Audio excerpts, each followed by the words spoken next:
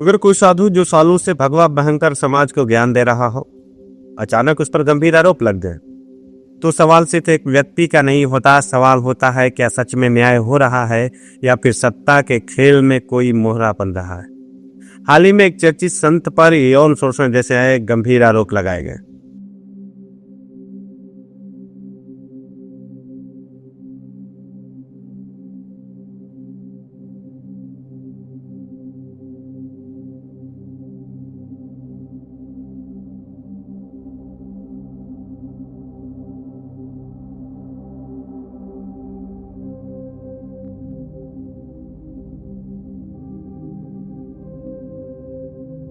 आरोप सच है या झूठ, यह फैसला अदालत करेगी।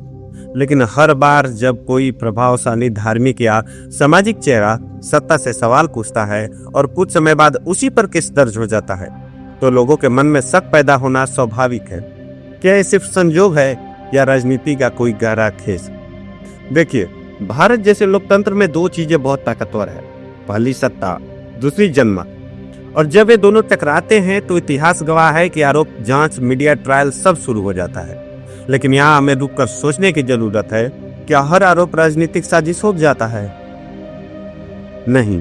क्या राजनीति में आरोपों का इस्तेमाल हथियार की तरह किया जाता है? इतिहास कहता है हाँ, कई बार हुआ है।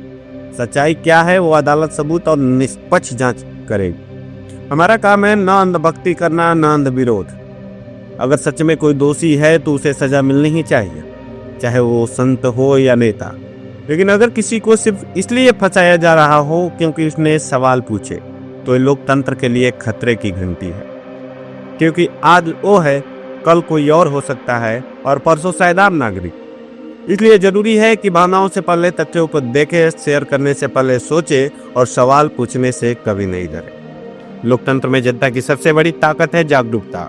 अगर आपको लगता है कि सच सामने आना चाहिए तो इस वीडियो को शेयर जरूर करें, क्योंकि जब जनता जागती है तभी सत्ता जवाब देती है। जय हिंद, जय भारत।